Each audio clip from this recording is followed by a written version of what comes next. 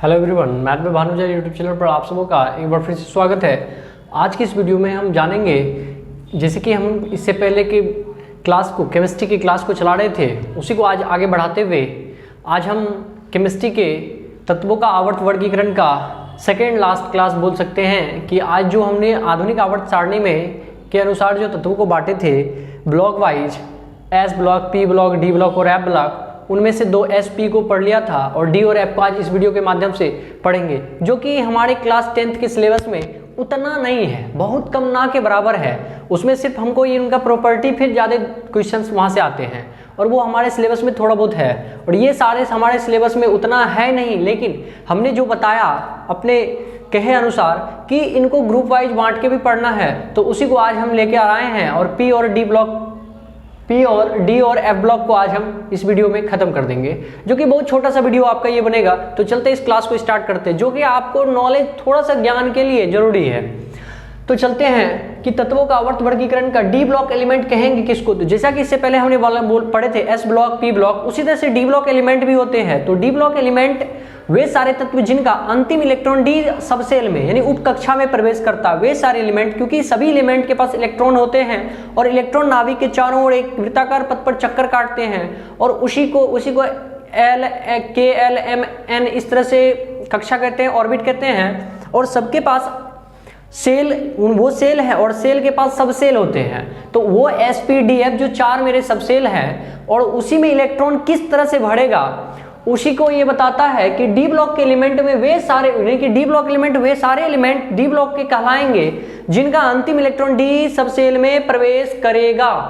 तो इससे तो उसे डी ब्लॉक एलिमेंट कहेंगे। आपके इंफॉर्मेशन के लिए बस इतना ही काफी है और इनमें हम थोड़ा सा और इसको बढ़ा दिए हैं, जो कि आप क्लास 11th में 12th में जाएंगे तो वहां की केमिस्ट्री में पढ़ेंगे 11th में कि डी ब्लॉक के एलिमेंट किसे कहते हैं। तो वे तत्व जिनका इलेक्ट्रॉनिक विन्यास n-1 to 10 ns1 to 2 होता है, ये आपको वहां समझ में आएगा जब आप अफवाह प्रिंसिपल पढ़िएगा, तो फिर वहां इनको क्लियर कर पाइएगा।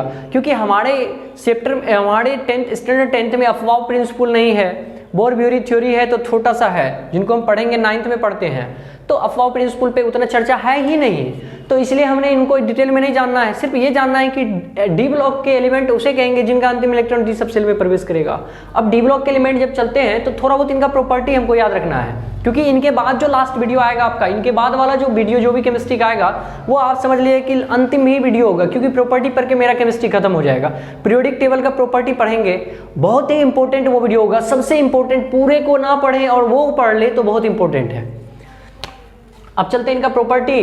तो प्रॉपर्टी में देखते हैं डी ब्लॉक के एलिमेंट को संक्रमण तत्व कहा जाता है। ये आपको याद रखना है कि डी ब्लॉक के तत्व को संक्रमण तत्व कहा जाता है। क्योंकि डी ब्लॉक के तत्व को संक्रमण तत्व इसलिए कहते हैं कि हमने तो ये बोला कि अंतिम इलेक्ट्रॉन डी सेल में प्रवेश करेगा और डी सेल में प्रवेश करेगा ना, तो प्रवेश तो करता है लेकिन डी सेल जो है ना अधिकतर मात्रा में खाली रह जाता है, इसी कारण इसको संक्रमण तत्व कहा जाता है। बढ़ेगा तो फिर संक्रमण नहीं, जब नहीं बढ़ेगा तो डी सेल सब सेल तो उसको संक्रमण तत्व कहा जाता है। इसलिए डी सेल इसका पूर्णतः भर नहीं पाता है, इसलिए संक्रमण तत्व इनका नाम दिया गया है। अब यदि देखें तो डी ब्लॉक के 3 एलिमेंट आपके ऐसे हैं, जैसे कि जिंक, कैडमियम और Hg, पारा। जिंक, कैडमियम और पारा जो है आपका डी ब्लॉक के ही एलिमेंट हैं, ये डी ब्लॉक के ही एलिमेंट हैं, लेकिन इसे संक्रमण तत्व क्यों नहीं कहा जाता है? इसका रीजन यही है कि डी ब्लॉक के हैं लेकिन इनको संक्रमण तत्व इसलिए नहीं कहा जाता है क्योंकि इसका डी सेल पूर्णतः भरा रहता है, यानी कि डी सेल में 10 का 10 इलेक्ट्रॉन इनके पास मौजूद रहता है, इसी कारण इसको संक्रमण तत्व नहीं कहते हैं।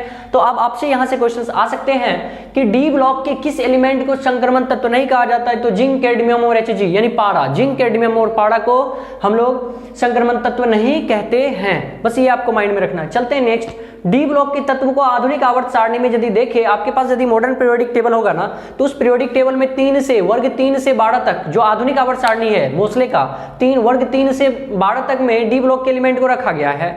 और उसी में यदि देखें मेंडलीव की आवर्त सारणी में, तो ग्रुप 3b से लेके ग्रुप 2b, ग्रुप 3b घटते जा रहा है, ग्रुप 3b से लेके 2b तक में इनको रखा गया है मोस्टली के अनुसार। उसी को हमने यहाँ रखा कि डी ब्लॉक के तत्व को आधुनिक आवर्त सारणी में वर्ग 3 से 12 तक आधुनिक में तथा मेंडलीव की आवर्त सारणी के अनुसार 3b से 2b तक में रखा गया है।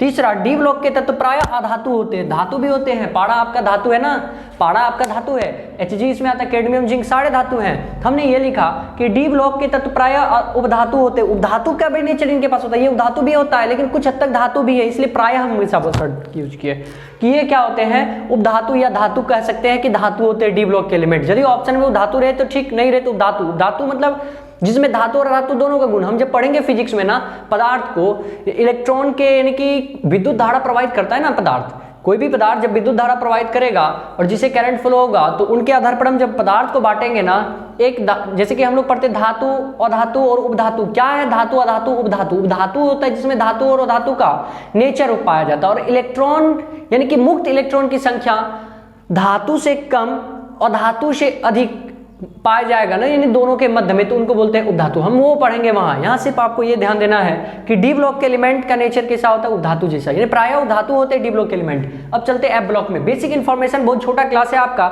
इसके बाद हम प्रॉपर्टी लाएंगे, बस क्लास खत्म केमिस्ट्री का ये चैप्टर। एफ ब्लॉक का एलिमेंट वे तत्व जिनका लास्ट इलेक्ट्रॉन फिर उसी तरह एफ सबसेल में प्रवेश करेगा, उसे एफ ब्लॉक एलिमेंट कहेंगे, जिसे एफ ब्लॉक एलिमेंट कहते हैं। और एफ ब्लॉक एलिमेंट में महत्वपूर्ण बात यह है कि इसको संक्रमण तत्व, इसको अंतः संक्रमण तत्व, क्योंकि डी से पहले एफ आ जाता है और एफ जब खाली रहता है तो संक्रमण ये कहलाया, तो उससे पहले वाला सेल जब खाली रहेगा तो वो अंतः संक्रमण कहलाएगा। तो इसी कारण एफ ब्लॉक के एलिमेंट को अंतः संक्रमण तत्व कहा जाता है। तो अब इस एफ ब्लॉक के एलिमेंट को दो भागों में बांटा गया है। एक को कहते हैं हम लोग, एक ग्रुप होता है आपका लेंथेनाइड, दूसरा ऑक्टेनाइड। लेंथेनाइड का मतलब हुआ कि 4f ग्रुप इसको बोला जाएगा, लेंथेनाइड ग्रुप्स बोल सकते हैं। एफ ब्लॉक के एलिमेंट को दो भाग में, 4f और 5f। 4f lanthanide, 5f actinide.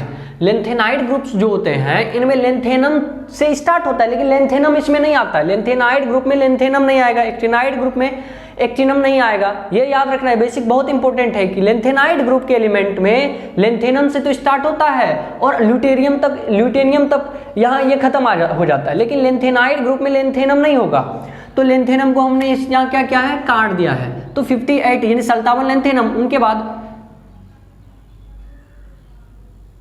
Cerium से ल्यूटेरियम तक का आपका एलिमेंट जो है ना लेंथेनाइड ग्रुप में इसमें आते, 4f ग्रुप में आते हैं। और ऑक्टेनाइड ग्रुप को हम लोग बोलते हैं, ऑक्टेनाइड ग्रुप को एक्टिनम जो है ये एक्टिनम नहीं होता है। एंथेनाइड ग्रुप 5f एंथेनाइड है। एंथेनाइड्स को में एक्टिनम से स्टार्ट होता है, लेकिन एक्टिनम को इसमें नहीं शामिल किया गया है। स्टार्ट तो होता है लेकिन इसको नहीं माना जाता है, तो एक्टिनम को काट दिया हमने, यहाँ काट दिया है। तो अब इसमें जो होता है ना, थोरियम से स्टार्ट होता है, ल्यूटेरियम तक आके खत्म हो जाता है। थोरियम से ल्यूटेरियम तक जो है आपका 5f यानी एक्टिनाइड ग्रुप्स, और आपका ये सेरियम से ल्यूटेरियम तक आए 4f ग्रुप्स। और ये इसका नेचर 4f ब्लॉक के जितने भी एलिमेंट हो रहे हैं ये रेडियो एक्टिव एलिमेंट होते हैं। और 5f के केवल प्रोटीनम जो है ना, प्रोटीनम ये केवल मात्र एक प्रोटीनम है जो कि रेडियो एक्टिव एलिमेंट है। तो बस यही बेसिक नॉलेज इनमें आपको रखना है। ये आपके एग्जाम पॉइंट ऑफ व्यू से कभी भी नहीं पूछेगा। जब आप 11th में जाएंगे, नवाज सर लोग आपको पढ़ाएंगे, तब आपको ये बात याद आएगा, क्योंकि इसलिए हम आपको बताएं ताकि वहां नया कुछ ना लगा कि ये सुना हुआ है, तो ज्यादा आप पकड़ पाइएगा। तो मिलते हैं नेक्स्ट वीडियो में, तब तक के लिए धन्यवाद। और आप लोग इस वीडियो को लाइक करें, शेयर करें। यदि अच्छा लग रहा हो ना, लगातार क्लास हम आप लोगों के लिए आ रहे हैं, जैसे कि लॉकडाउन को बढ़ा दिया गया है, तो इसी कारण हम अब आपकी तैयारी को आपको भी बहुत स्पीड में करना होगा और जल्दी करना होगा, क्योंकि सभी ऑफलाइन क्लासेस बंद कर दी गई हैं। वो ऑफलाइन बहुत मुश्किल है खुलना, तो खुल भी नहीं सकता है क्योंकि कोरोना का प्रोटोकॉल कोई तो तोड़ भी नहीं सकता है। तो इसी कारण आप लोगों को हम ऑनलाइन के माध्यम से इस तरह से अपने YouTube चैनल पर ही सारे वीडियो उपलब्ध करवाएंगे, सारा वीडियो, सारा कंटेंट आपको देंगे, ताकि आप अपने तैयारी को बहुत अच्छी तरह से कर सके और बच्चे को हमारे साथ जोड़े, ताकि आपके साथ साथ वो भी तैयारी कर सके। तो मिलते हैं नेक्स्ट वीडियो में, धन्यवाद।